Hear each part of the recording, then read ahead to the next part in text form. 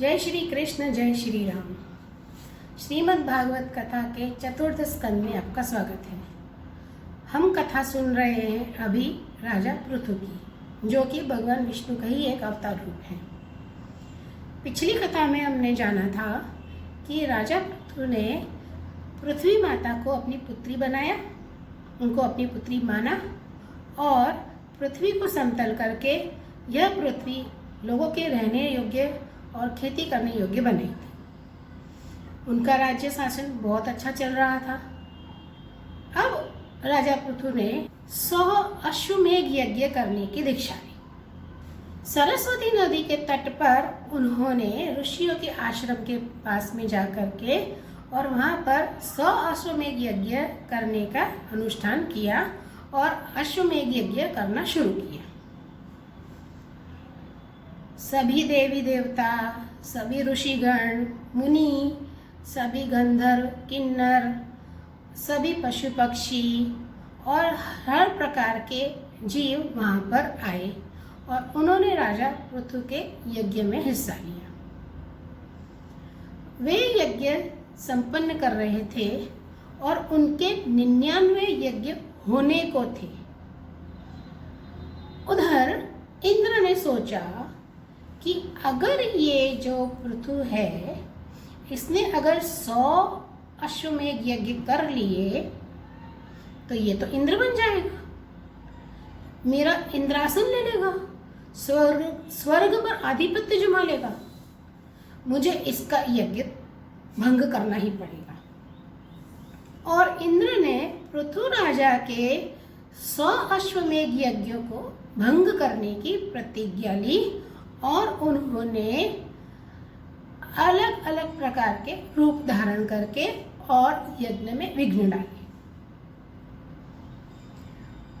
कहते हैं कि इंद्र ने जो जो रूप धारण किए थे वे सब पाखंड थे और इसीलिए जो भी इंसान अलग अलग रूप धारण करता है तो उसे पाखंडी कहते हैं। जो भी इंसान अलग अलग रूप धारण करता है तो उसे पाखंडी कहते हैं ना। वैसे ही इंद्र ने पाखंड शुरू किया। उसने अलग अलग रूप धारण किए और अलग अलग रूप धारण करके वह यज्ञ को भंग करने की कोशिश करने लगा। पहली बार में उसने एक विप्र का रूप धारण किया और उसने यज्ञ को भंग करने की कोशिश की। इंद्र ने अश्वमेघ यज्ञ के घोड़े को लेकर के और वह आकाश की तरफ तेजी से भाग गया। आकाश मार्ग से वह भाग रहा था, तब ऋषि अत्रि की नजर इंद्र पर पड़ी। उन्होंने पृथु के पुत्र से कहा कि जाओ और इसके साथ युद्ध करके घोड़ा वापस लेकर आओ। पृथु के पुत्र ने वैसा ही किया जैसे अत्रि मुनि ने कहा था उनसे। ऋषि अत्रि ने जैसे उनसे कहा था कि आप इनके साथ में युद्ध करके घोड़ा लेके आओ, तो उन्होंने इंद्र से घोड़ा तो छुड़वा लिया और वे उनका वध करने जा ही रहे थे, लेकिन उन्होंने देखा कि ये तो ब्राह्मण के रूप में है, विप्र के रूप में है, तो मेरे ऊपर तो ब्रह्म हत्या का दोष लग जाएगा। तो उन्होंने इंद्र को वहीं पर छोड़ दिया और अश्वमेघ यज्ञ के घोड़े को लेकर के वो वापस आ गए। पृथु राजा अपना यज्ञ कार्य कर ही रहे थे और उनके यज्ञ में फिर से बाधा डालने के लिए इंद्र ने दूसरा स्वरूप धारण किया। अब वे उनके यज्ञ में फिर से बाधा डालने लगे। तब ऋषि अत्रि ने फिर से पृथु के पुत्र से कहा कि जाओ यज्ञ का घोड़ा वापस लेके आओ और इंद्र का वध कर दो। अब इधर पृथु के पुत्र जो है वो इंद्र के पीछे भागे। इंद्र अपनी जान बचाने के लिए वहां से अंतर्ध्यान हो गए और जो पृथु के जो पुत्र हैं उन्होंने वह घोड़ा लेकर के वो वापस आए। ऐसा कई बार हुआ, लेकिन पृथु के जो पुत्र हैं उन्होंने इंद्र का वध नहीं किया, उनकी हत्या नहीं की, लेकिन हर बार वे उनको हरा करके अश्वमेघ यज्ञ के घोड़े को लेकर के वापस आते थे। उनके इस प्रकार यज्ञ के घोड़े को वापस लाने पर ऋषियों ने उनको एक नाम दिया, विजिताश्व। विजिताश्व नाम उनको दिया। बार बार इंद्र ने यज्ञ में बाधा डालने की कोशिश की। जब पृथु राजा को पता चला तो उन्होंने अपना बाण निकाला कि आज तो मैं इस इंद्र की ही बलि चढ़ाऊंगा। तो वहाँ पर बैठे हुए सभी ब्राह्मणों ने मना किया कि यज्ञ में बैठे हैं तो यज्ञ के लिए जो भी पशु लाया गया है उसके अलावा आप किसी और का वध नहीं कर सकते हैं। तो राजा पृथु ने कहा कि तो फिर इसका उपाय क्या है। तो ब्राह्मणों ने उनको एक उपाय दिया कि हम ऐसा करते हैं कि हम इंद्र का ही आह्वान करते हैं और उसी को हम यज्ञ में उसी की आहुति दे देंगे। अब पृथु राजा को यह अच्छा लगा कि ये उपाय बहुत अच्छा है। तब सभी ब्राह्मणों ने जो वेद मंत्रों का उच्चारण कर रहे थे उन्होंने इंद्र का आह्वान किया। इंद्र का आह्वान करने पर इंद्र को तो आना ही पड़ेगा। अब उसे पता चला कि ये तो मेरी ही आहुति देने वाले हैं। अब इंद्र घबरा गया, बोले ये तो मेरी ही आहुति देने वाले हैं। तो इस तरह यज्ञ में इंद्र का आह्वान करना शुरू किया। तभी ब्रह्मा जी वहाँ पर प्रकट हुए और उन्होंने राजा पृथु को यह कार्य करने से रोका।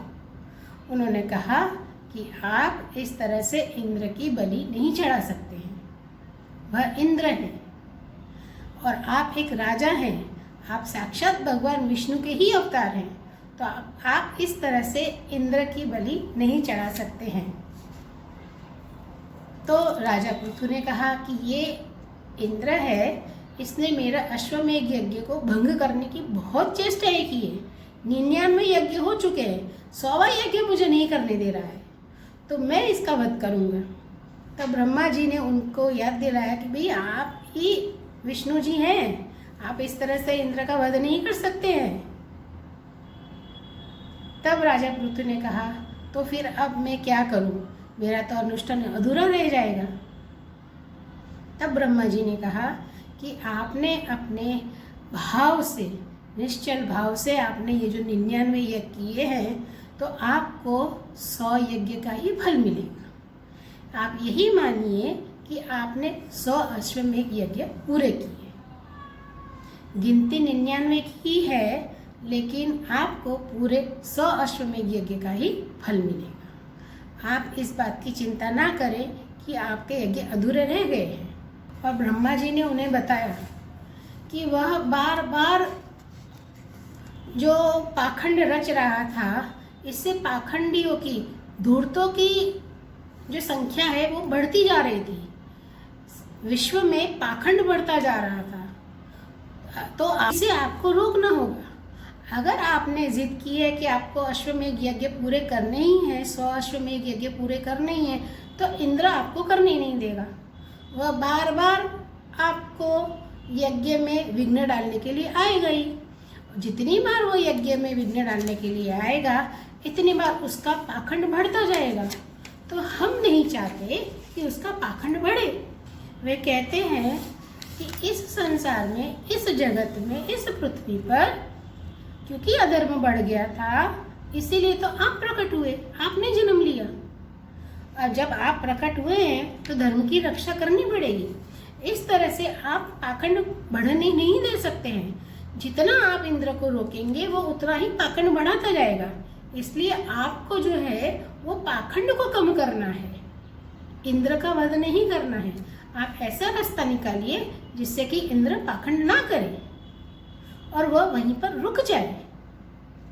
कहते हैं ना, दुष्ट आदमी होता है ना, वो अपनी दुष्टता कम नहीं करता। अगर सामने अगर उसके कोई और आ जाए उसको ललकारने वाला, तो वो अपनी दुष्टता के निचले स्तर तक जाएगा। तो उसको उसके निचले स्तर तक न जाने देने के लिए आपको क्या करना है, आपको उसको छेड़ना ही नहीं है, बिल्कुल मौन हो जाइए। कहते हैं ना कि जब नदी में इंसान डूब रहा हो तो उसे सबसे पहली बात तो सांस रोकनी है, मौन धारण करना है और हाथ पैर नहीं चलाने हैं, तो अपने आप शरीर ऊपर आएगा।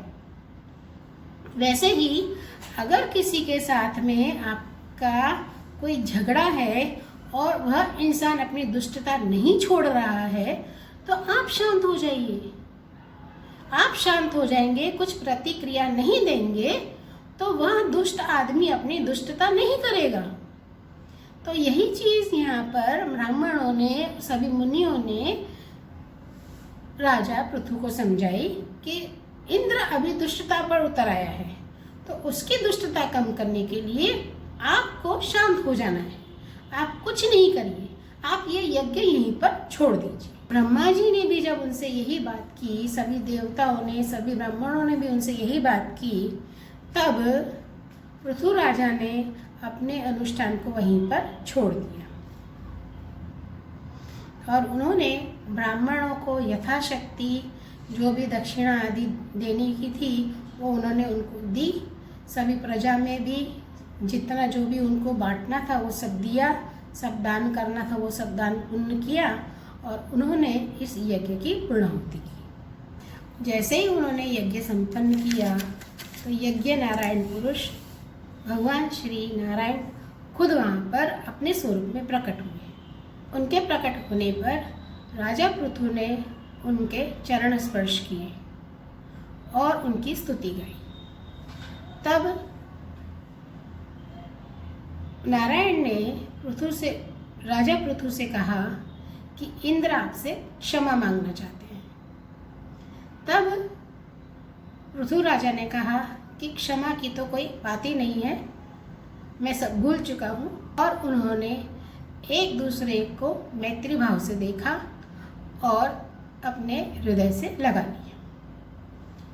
भगवान विष्णु ने राजा पृथु के इस कार्य को देख करके कि ये वही है राजा पृथु जिसका अश्वमेध यज्ञ इंद्र ने भंग किया, लेकिन फिर भी ये इनका हृदय सम्राट कैसे हैं कि इन्होंने इंद्र को माफ कर दिया। तब भगवान विष्णु ने उनसे कहा कि आप वरदान मांगिए, आप क्या वरदान चाहते हैं। तब पृथु राजा ने कहा कि मुझे कोई वरदान नहीं चाहिए, आपकी कृपा से मेरे पास सब कुछ है और मुझे तो मोक्ष पद भी नहीं चाहिए। मैं सिर्फ यही चाहता हूँ कि मैं आपकी हमेशा स्तुति करता रहूँ, आपकी भक्ति करता रहूँ। राजा पृथु कहते हैं कि मैं आपकी भक्ति करता रहूँ, आपके गुणगान गाता रहूँ, आपकी कथा वचन अमृत को सुनता रहूँ, बस मुझे यही वर दीजिए। और वे ये भी कहते हैं कि आपने मुझे वर मांगने के लिए कहा, मतलब आप मुझे माया में फंसाना चाहते हैं। वर मांग लो, वर मतलब माया ही होती है कि मांगिए क्या चाहिए। लोग माया ही मांगते हैं कि मुझे धन धान्य चाहिए, मुझे पुत्र चाहिए, या जो भी चाहिए वो सब माया ही तो है। तो राजा पृथु कहते हैं कि मैं इस माया के बंधन में फंसना नहीं चाहता, बस आप मुझे भक्ति प्रदान कीजिए, मैं आपकी कथा हमेशा सुनता रहूं, ऐसा आप मुझे वरदान दीजिए। इसके अलावा मुझे और किसी प्रकार की मोह माया की ज़रूरत नहीं है। भगवान विष्णु उन पर और प्रसन्न हुए और राजा पृथु ने उनकी पूजा की, अर्चना की, उनकी स्तुति गाई और भगवान विष्णु उनको भक्ति भाव दे करके, उन्हें भक्ति प्रदान करके अंतर्ध्यान हो गए। आगे हम कथा जारी रखेंगे।